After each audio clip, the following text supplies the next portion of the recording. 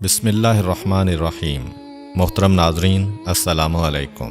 ایک یہودی کو رسول خدا صلی اللہ علیہ وآلہ وسلم سے چند دینار قرض واپس لینا تھا۔ ایک دن آپ راستے میں جا رہے تھے کہ وہ یہودی آپ کے پاس آیا اور اس نے کہا، جب تک آپ میرا قرض ادا نہیں کریں گے اس وقت تک میں آپ کو یہاں سے نہیں جانے دوں گا۔ نبی اکرم صلی اللہ علیہ وآلہ وسلم نے فرمایا، اس وقت ادائیگی کے لیے میرے پاس کچھ بھی نہیں ہے۔ یہودی نے کہا، جب تک آپ میرا قرض واپس نہیں دیں گے میں بھی آپ کو یہاں سے جانے نہیں دوں گا۔ آپ نے فرمایا، اگر یہ بات ہے تو میں تیرے ساتھ یہیں بیٹھ جاتا ہوں۔ یہ کہہ کر آپ اس کے ساتھ بیٹھ گئے۔ جیسے جیسے وقت گزرتا گیا آپ کے صحابہ وہاں جمع ہوتے گئے۔ جب انہوں نے یہودی کی یہ جسارت دیکھی تو انہوں نے اس کو سزا دینے کا ارادہ کیا۔ آپ نے انہیں ہر طرح کی تادیبی کارروائی سے روک دیا اور فرمایا کہ تم دور چلے جاؤ۔ حکم رسول کے تحت صحابہ دور چلے گئے۔ سورج لمحہ بلمحہ گرم ہو رہا تھا اور اس کی تپش سے آپ کو اذیت پہنچ رہی تھی، یہاں تک کہ آپ کے چہرہ اطہر سے پسینہ بہنے لگا۔ اس کے باوجود آپ نے کسی طرح کے غصہ کا اظہار نہ کیا اور کوئی سخت جملہ نہ کہا۔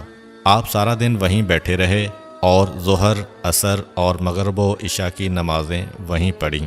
پھر رات چھا گئی۔ آپ نے رات بھی وہیں بسر کی اور فجر کی نماز بھی وہیں پڑھی۔ صحابہ یہودی کو ڈرانے دھمکانے لگے۔ آپ نے فرمایا، تم اس سے یہ کیسا سلوک کر رہے ہو؟ صحابہ نے کہا، یا رسول اللہ، اس کی یہ جرت کہ آپ کو یرغمال بنا کر اپنے پاس بٹھا لے۔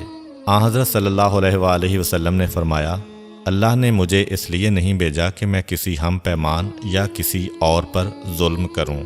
جب دن چڑھا تو یہودی نے کلمہ اسلام پڑھتے ہوئے کہا، اشہد ان لا الہ الا اللہ و اشہد ان محمدً عبدہ و رسولہ۔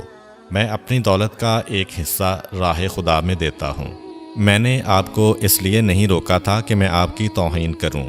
اس ذریعے سے میں آپ کے پیمانہ صبر کو آزمانا چاہتا تھا، کیونکہ تورات میں نے آپ کی یہ صفت پڑھی ہے، محمد بن عبداللہ مکہ میں پیدا ہوگا اور طیبہ کی طرف ہجرت کرے گا۔ وہ تندخو اور سخت مزاج اور بیہودہ گوئی کرنے والا نہ ہوگا اور کوئی جھوٹی بات زبان سے نہیں کہے گا۔ اس طرح سے میں نے آپ کو یہاں رکھ کر اس بات کی تصدیق کی ہے کہ تورات نے بالکل سچ کہا تھا۔ رسول اکرم صلی اللہ علیہ وآلہ وسلم مبعوث برسالت ہونے کے 3 سال بعد تک خفیہ طور پر دعوت اسلام دیتے رہے۔ اس کے بعد اللہ تعالیٰ نے آپ کو حکم دیا کہ آپ کھل کر اللہ کا پیغام پہنچائیں اور لوگوں کو خدا کی طرف دعوت دیں۔ ایام حج شروع ہوئے تو پورے جزیرۃ العرب سے لوگ مکہ کی طرف آنا شروع ہوئے۔ نبی اکرم صلی اللہ علیہ وآلہ وسلم کوہ صفا پر چڑھے اور آپ نے بلند آواز سے فرمایا، لوگو، میں اللہ کا رسول ہوں، تم اللہ رب العالمین پر ایمان لے آؤ۔ لوگ آپ کی طرف متوجہ ہوئے اور انہوں نے تعجب سے یہ اعلان سنا اور سب کی خواہش ہوئی کہ وہ اعلان کرنے والے کو دیکھیں۔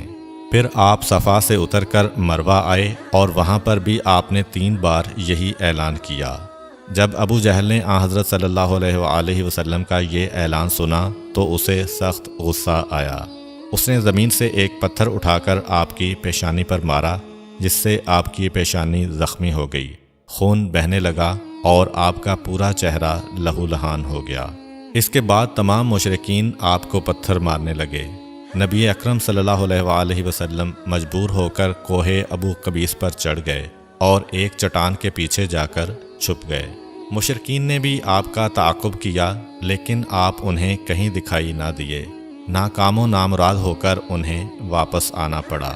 اسی اثناء میں ایک شخص نے حضرت علی علیہ السلام کو اس واقعہ کی اطلاع دی اور کہا کہ میرا خیال یہ ہے کہ محمد مارے جا چکے ہیں، نعوذ باللہ۔ یہ سن کر حضرت علی علیہ السلام کو شدید دکھ ہوا اور آپ ام المومنین حضرت خدیجہ الکبریٰ سلام اللہ علیہ کے پاس آئے اور ان سے کہا، میں نے سنا ہے کہ مشرکین نے رسول خدا صلی اللہ علیہ وآلہ وسلم پر سنگ باری کی ہے اور بعض لوگوں کا یہ گمان ہے کہ نبی اکرم شہید ہو گئے ہیں۔ آپ روٹی پانی اٹھائیں اور میرے ساتھ انہیں تلاش کرنے کے لیے چلیں، ممکن ہے ہمیں ان کا کہیں نشان مل جائے۔ آپ وادی پر نظر رکھیں اور میں پہاڑ کے دامن میں آپ صلی اللہ علیہ وآلہ وسلم کو تلاش کرتا ہوں۔ آپ روتے ہوئے آگے بڑھے اور آپ کہہ رہے تھے، یا رسول اللہ، ہمیں جواب دیں، آپ کہاں ہیں؟ میری روح آپ پر قربان، آپ کس وادی میں بھوکے پیاسے ہیں؟ آپ نے مجھے اپنے ساتھ کیوں نہ لیا تھا؟ حضرت خدیجہ رو رو کر فریاد کر رہی تھیں، کوئی ہے جو نبی مصطفیٰ کی مجھے خبر دے؟ کیا کسی نے انہیں دیکھا ہے جو مجھے ان کے متعلق بتلائے؟ اس وقت جبریل امین علیہ السلام رسول خدا صلی اللہ علیہ وآلہ وسلم پر نازل ہوئے۔ ان کے پیچھے ملائکہ کی بہت سی صفیں تھیں۔ انہوں نے حضرت صلی اللہ علیہ وآلہ وسلم سے کہا، خداوند جبار نے ہمیں آپ کے فرمان کی تعمیل کے لیے بھیجا ہے۔ اگر آپ چاہیں تو ہم اس قوم کو تباہ کر دیں گے اور ان کا دنیا میں کہیں نام و نشان تک دکھائی نہ دے گا۔ رحمت للعالمین نے فرمایا، میں نبی رحمت بنا کر بھیجا گیا ہوں، میں عذاب و انتقام کا حامی نہیں ہوں۔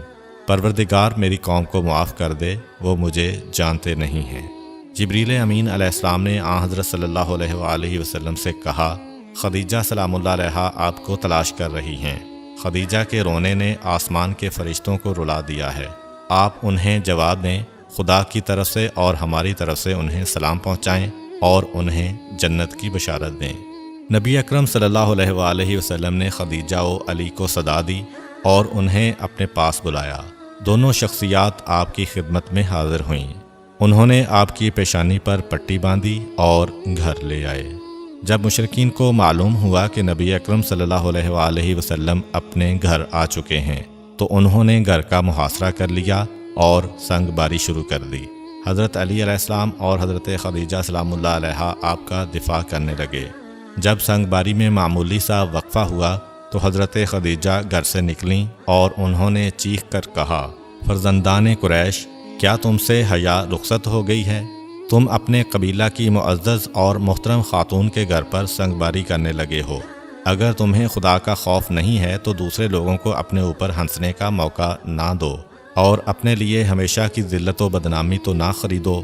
جب مشرکین نے حضرت خدیجہ سلام اللہ علیہا کی گفتگو سنی تو ندامت کے مارے ان کے سر جھک گئے اور وہ شرمندہ ہو کر اپنے گھروں کو چلے گئے۔ نبی اکرم صلی اللہ علیہ وآلہ وسلم نے دعوت اسلام کا آغاز ان روح فرسا واقعات کے ساتھ کیا تھا۔ آپ پر کروڑوں سلام ہوں۔ آپ نے لوگوں کو گمراہی و ضلالت سے بچانے کے لیے قدم قدم پر تکالیف اٹھائیں اور صدمے برداشت کیے۔ امید کرتا ہوں کہ آپ کو آج کی ویڈیو اچھی لگی ہوگی۔ اگر آپ کو ہماری ویڈیو اچھی لگی ہے تو ویڈیو کو لائک کریں اور مزید اس طرح کی ویڈیوز دیکھنے کے لیے ہمارا چینل سبسکرائب کر لیں۔ ملتے ہیں نیکسٹ ویڈیو میں، اجازت دیجیے، اللہ حافظ۔